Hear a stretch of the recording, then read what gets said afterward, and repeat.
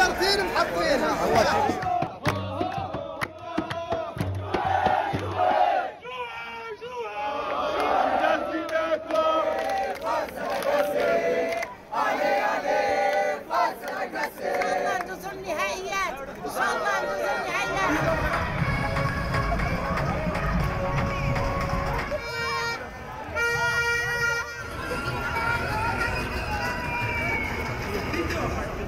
أنا حلمي من وأنا صغير إن أروح بطولة، هذه البطولة، لكن ما قدرت. بتكون في البرازيل وجنوب أفريقيا وروسيا في آخر الدنيا. بس لما أكون أنا كعربي وأول بطولة لكأس العالم أحضرها في بلد عربي، هذا فخر.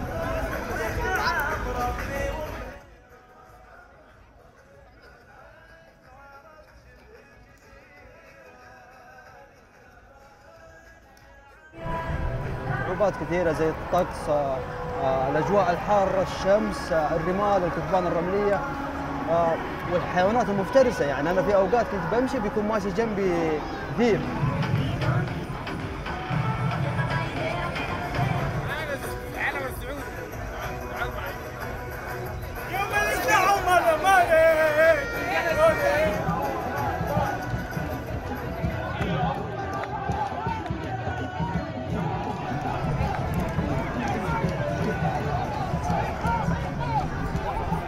نستقبل العالم كله، نستقبل ملايين الناس.